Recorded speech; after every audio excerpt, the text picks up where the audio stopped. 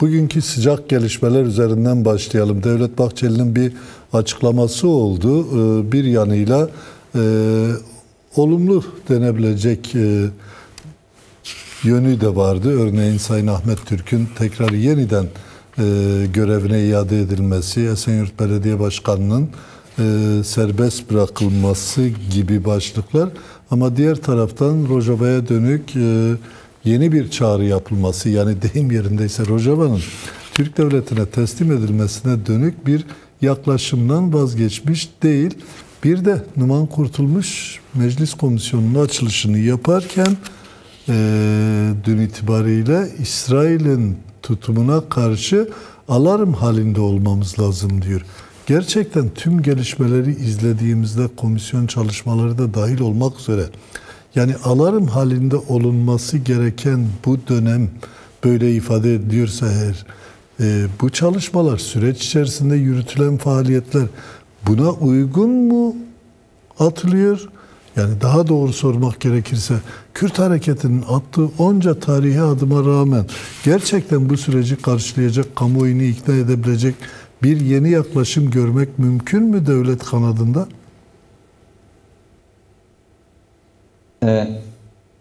Yani bu sürecin en azından Türkiye devleti tarafından veya bizzat Devlet Bahçeli'nin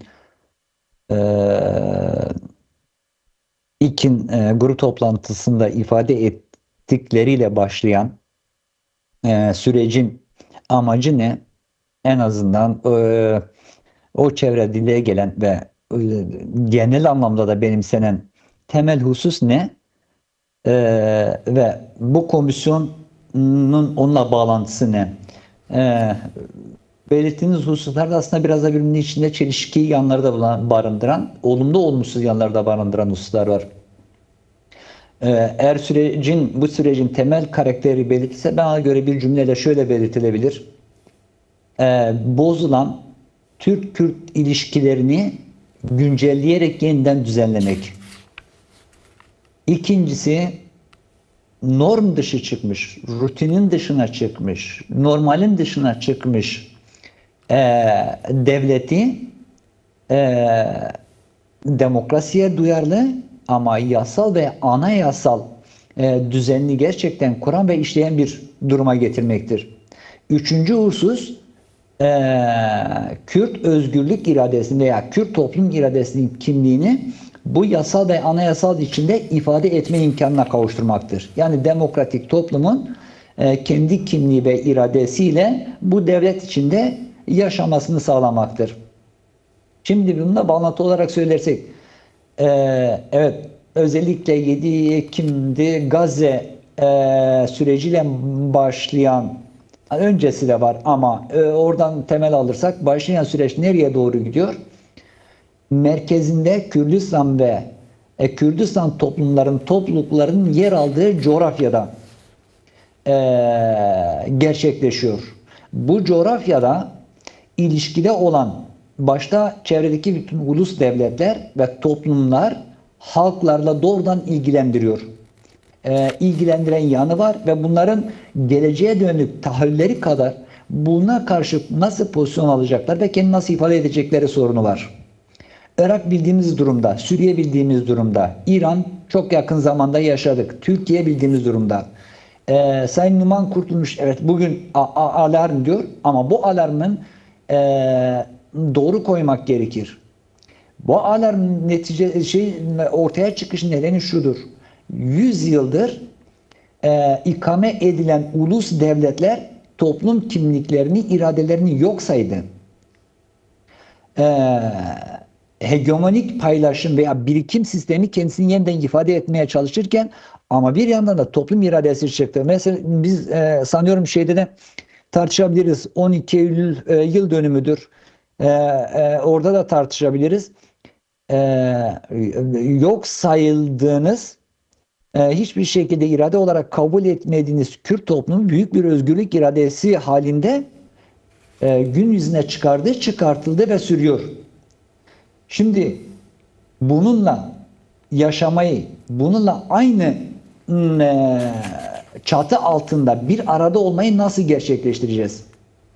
Bana çok uzatmadan şunu söyleyeyim. Evet, bir alarm durumu var. Öyle çok korkuya falan şeye de gerek yok. Ama siz 50 yıldır Kürt'e karşı bu şekilde savaşı yürütürken devletin bekasını koruyoruz diye söylendiniz. Bugün yine beka meselesini diyorsanız peki o zaman ne yapacaksınız? Öyle oyalama. Bilmiyorum, komisyonlar bu işleri sürece yayarız. Rojava'yı bu şekilde hallederiz. Hallederiz. Başta söyleyeyim.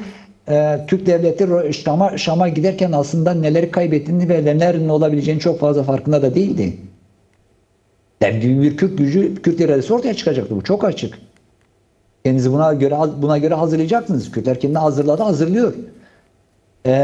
Öyle ben kolay yoldan bazı şeylere konarım, tekrar bastırırım. Hayır. Bu bitti. Bunu yapamazsınız. Şimdi mesele ne? Mesele şu. Evet, bahsettiğimiz bu sorunu demokratik standartlar ve demokrasi içine nasıl konuşacağız? Nasıl yerleştireceğiz? Beka diyoruz. Evet, bir beka sorunu varsa bekanın ilacı da dermanı da onun bütün çerçevesi de niteliği de karakteri de kesinlikle demokrasidir. Evet. Şimdi kusura bakma biraz uzatmış oldum. Yok, rica ederim, dinliyorum. Evet, normun dışında devam ederseniz norm dışılığı üretirsiniz. Anayasalcının dışında üretirsiniz, anayasa dışı üretirsiniz. Yani şimdi yapılan operasyon içeride istersen CHP veya Kürtlere ve diğer şeyler, bunun normu ne alakası var demokrasiyle, ne alakası var? Demokrasi dediğimiz zaten norm dışına çıkmış bir durum ortada var. Zaten rutinin dışına çıkmış bir durum var. Faşistleşen bir durum var. Milliyetçiliği ve dinciliği sonuna kadar kullanılır. Bunların hepsinden normalleşme yaşanmış. Beka bununla kurulur. Bununla yapacaksınız. Evet, burada bir demokratik ilişki, demokratik ittifak kurulur. Ve bu ittifakın karşısında bırakın atom silahı iş yapmaz. Şu açık söylüyorum. Atom silahınız da olsa iş yapmaz. Dolayısıyla Sayın Bahçeli'nin çok önemli, hala aynı çizgide olduğu evet görülüyor. Zaten bunu defaatla da belirtti. Belli ki bu çatışma devam eden çok şiddetli çatışmadır. Çatışmadan kastınız işte bir çatışma olması mı? Evet, yani içeride de var, bunun dışarı ayağı da var. Açsanız biraz mesela bunu. Buyurun. Açsanız biraz bunu. Evet, içerideki çatışma şu. Bir kesim devlete, bir kesim bu şekilde gitmeyeceğini, ona bir yol aramaya çalışma durumu var. Ben isterseniz bir kıyaslama yapayım. 1993-95 yıllarını bilirsiniz. Rutinin dışına çıkmış olan ve Susurluk müdahalesiyle bir şekilde tekrar rutine almaya çalışıldı. Fakat karşısında çözülmeyen bir sorun kaldı. Yani Kürtleri ne yapacaksınız? Kürt sorunu ne olacak? PKK ne olacak? Bu bir.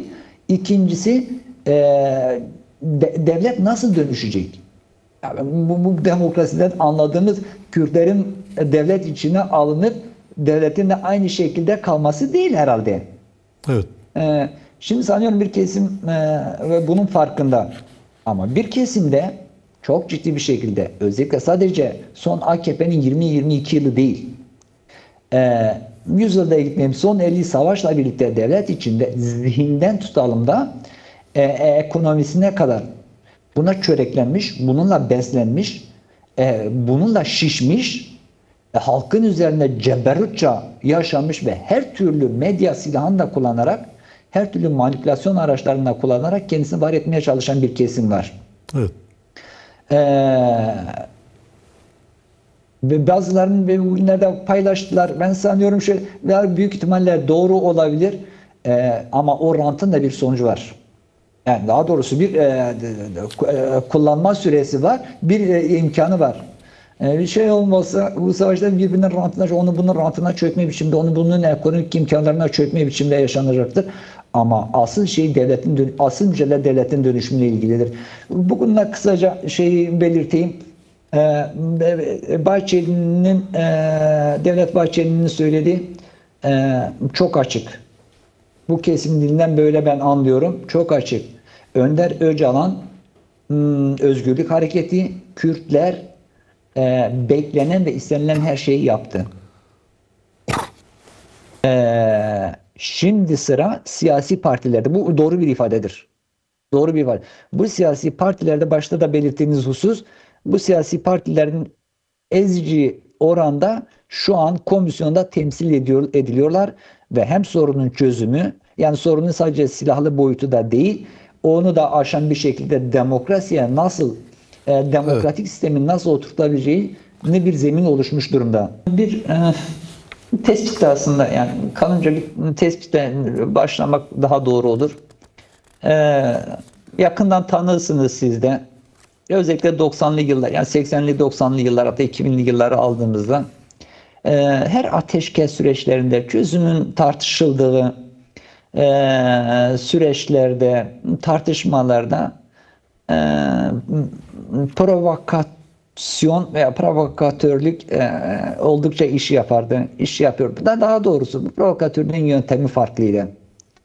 Yani Ceylanpınar olayı öyle, Şırnak'taki minibüs içinde yakılan köylerin durumu, aklına gelebilecek onlarca şey sayılabilir. Dikkat edin, hepsi bir sürece denk geliyor.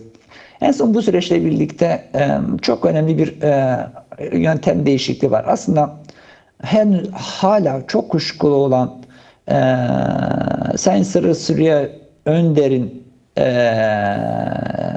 yaşamını yitirmesi var. Fakat farklı bir yöntem değişikliği var. Küçük küçük böyle mayınlar bırakıyor. Süreç karşıtlarının, daha doğrusu provokaya etmeye çalışan, bunun başarısızlığını akamete uğramasını isteyen çevreler ise içeriden de dışarıdan da. En önemli yaptıkları şey bilgi havuzunu çok manipüle edilecek, farklı anlayışlara, farklı değerlendirmelere yol açabilecek çok fazla şey var. Söz kuruluyor. Bu önemli. Silahlar yok, artık silahlar yok. Yani bir çatışma, savaş ve benzeri durumdan bahsetmiyoruz. Şimdi ama bir tartışma da var. Şimdi bu tartışmayı ne kadar doğru yürütürsün, daha doğrusu esasını kaçırmadan o tartışmayı ne kadar doğru yürütürseniz bu o kadar boşa çıkar. Fakat bunu tam tartışmıyor veya tartışılmasına izin verilmiyor. AKP medya hemen hemen %80'i %90'ı AKP'nin elinde, bir kısım işte CHP ve Ergenekon, diğerleri ve benzerleri, değer benzerleri var. Fakat hiç kimse bunun doğru tartışmasına girmiyor. O kadar yalan, o kadar yanlış, o kadar saptırıcı bilgi ve yorumlar, analizler yapılıyor ki şimdi bu bile boğucudur. Buradaki üslubun, dilin kullanılması bile boğucudur. Dolayısıyla buna müdahale edilmedi. Bu çok önemli. Şimdi bu. Bu sürecin temel özelliklerden biri kanımca bu. İkincisi içteki, az önce de değindiğimiz içteki mücadele, içteki kavga, içteki çatışma çok farklı yöntemlerle dışarı yansıyor. Bu en son belirttiğiniz holding ve yayın kurumlarına ne kadar yansıyor? Mutlaka kendi içinden bağlantılar. Fakat Fehim arkadaş, ben burada bir hususu belirteyim, izin verirseniz. Şimdi bu kişilerin Kürt kimlikleri de, Kürtlükleri de tartışılıyor. Yani bu holding sahipleri ve benzeri. 15-20 yıl, 30 yıldır devlet içinde iş yapan kesimler bunlar. Kürtlerin önemli bir sermaye grubu devletle iş yapıyor. Bölgede de yapıyor, Türkiye'de de yapıyor, yurt dışında da yapıyor. Daha önemlisi Kürtler epey sermaye biriktirdi. Var. Ama şöyle de bir tezat yok mu? Neredeyse, evet. Şöyle de bir tezat yok mu? Bu sermaye biriktirenlerin önemli bir bölümü devletle birlikte biriktirdi. Devletten kopuşta da en büyük darbeyi yediler. Hatta 90'larda Behçet Cantürk gibi katledildiler. Doğru bir tespit. Doğru bir tespit. Yani dediğiniz doğru bir tespit. Şimdi ben şu tehlikeye dikkat çekmek için bunu anlattım. Yine demokrasiden bağlantısını kuralım. Yani anayasasına kavuşturulmuş Bunun demokratik mekanizmaları kurulmuş bir devlete siz kolay kolay bir sermaye bu şekilde üstünde korumamış çöreklenemezsiniz veya transfer edemezsiniz. Bu tehlike büyük. Bu sadece bir örnekle sadece söyleyelim 6-7 Eylül olayları. Hatta cemaat yüzlerce, binlerce vakıf, dergi ve benzeri holding ve benzeri şunlar. Şimdi bu tür Kürtler için de tehlike. Evet, devletle iş yapıyorsunuz. Devletin arkasına istihbarat, güvenlik, ne gücünü falan aldınız. Belli bir sermaye de biriktirdiniz. Ama bu güvence anlamına gelmiyor. Bir gün geliyor, ansızın diyorlar ya. İşte ansızın üzerine konarlar. Bu şu çok bakın Türkiye tarihinde öyle sanıyorum ki AKP kadar vurgunculuğu bu kadar aşırı, bu kadar pervasız yapmış hiçbir iktidar yok. Bu konuda yeri belirgindir. Evet. Dersiniz ki bu nereden kaynaklanıyor? Kusura bakmayın, konu biraz belki dağılmış oluyor ama yok. Dersiniz ki bu nereden kaynaklanıyor? Belki 12 Eylül'le de bağlantısını kurabiliriz. Bence o şudur. AKP hegemonik parti iddiasıyla ortaya çıkmış, modelleşmiş bir partidir. Şimdi bunun yöntemi demokratik değil. Yöntemi devlet içinde oluşan rant veya devlet dışında oluşan rantı en vurguncu, en çapulcu, en talancı bir şekilde konmak. Kürdistan coğrafyasının o tarafa HES, MES, diğer altın ve benzeri şudur budur. Hepsi bununla bağlantılı. Evet. Biraz belki buna gecikmiş kapitalizm, vahşi kapitalizm de diyebilirsiniz. Bilmem de Hollanda yaptı, Almanya yaptı, şu yaptı, bu yaptı, bunu ben de yaparım ve sermaye biriktiririm, hegemoni. Doğrudan bağlantılı bir husus. Dolayısıyla evet, bunun çok şeyler var, yansıyor da. Belirttiğiniz hususlar, kusura bakmayın, hepsi bilgileri dahilinde. Hepsi istihbaratlarının, bilgileri dahilindedir. Günü geldiler. Kusura bakmayın, şunu vurgulamam gerekiyor. Buyurun. Şey konusunda sesim geliyor mu? Geliyor, sıkıntı yok. Evet.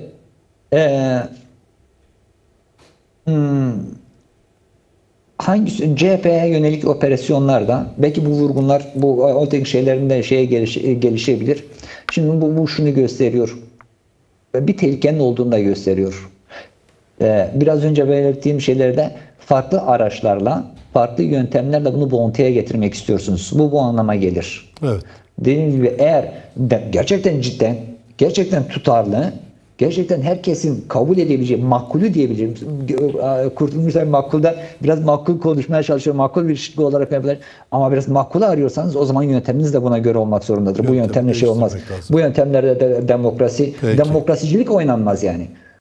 Dile kolay. 45 yıl, bu 45 yılı bizzat yaşamış nesilleriz. Siz ayrıca 30 yılını da zindanda geçirdiniz.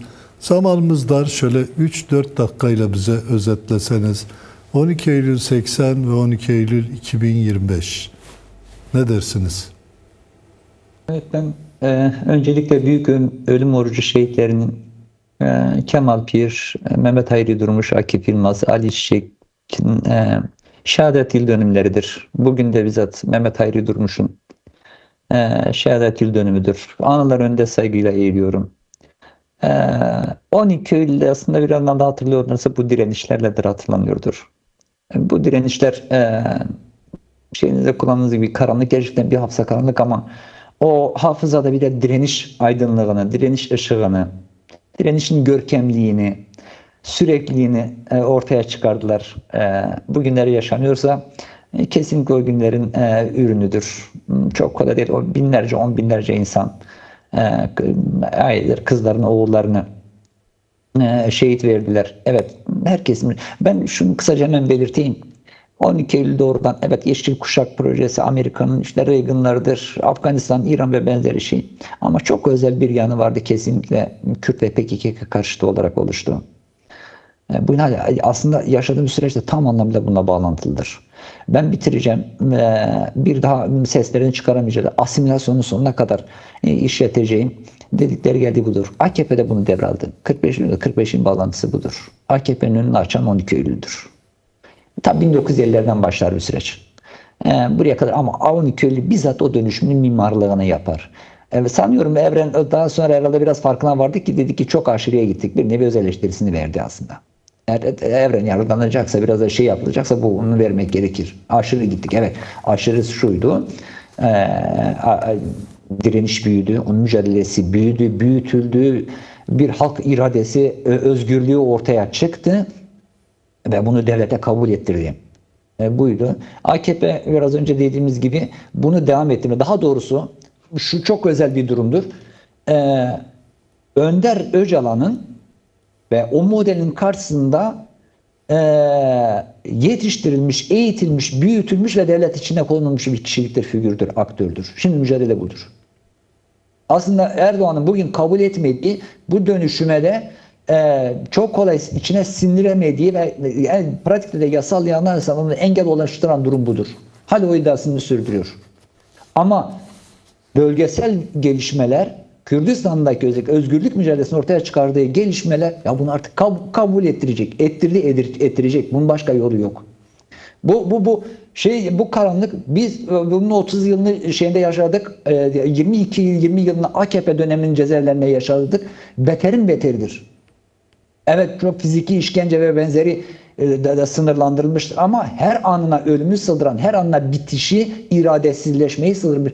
Çok daha ince yöntemlerle, akla hele gelmeyecek yöntemlerle bunu sürdürmeye çalışan bir AKP ile biz karşı karşıyaydık. Şimdi hasta tutsaklar var, 30 yılını bitirmiş, 35-36 yılına gelmiş hasta tutsaklar var, insanlar var. Ya bunu minnet duyarak şey yapmamızı bekliyorlar. Böyle bir şey olabilir mi ya? Mümkün olabilir mi? Vahşet budur. 30 yıl zaten dünya çapında hiçbir harekette binlerce insan 30 yıl boyunca kaldığı bir şey bulamazsınız. Böyle bir örnek yoktur. Ama ona rağmen 30 yılını bitirdiği halde minnet duyacak ve ya siz bunu isteyin biz yaparız yapmayız dokunmayacak. Bu şey bile taşımak. Hiç kimse de şey duymayacaktır. Hiç kimse de buna minnet duymayacaktır. Hiç kimse de bunu kabul etmeyecek. Etmiyorlar zaten. Her biri dışarı çıkıyor zaten bunu söylüyor. İçeride de bunu söylüyorlar. O geçmiştir. Ona kimse de teslim olmaz. Türkiye cephesi daha fazla gelişecektir. Bakmayın öyle şeye. Daha fazla uyanacaktır, daha fazla aydınlanacaktır ve kendisini örgütleyecektir. Ben herkese başarılar diyorum. Size çok teşekkür ederim. Kusura bakmayın biraz da zamanınızı sanıyorum fazla aldım. Çok teşekkür ediyorum. Zalimin zulmü varsa halkların da direnişi var elbette.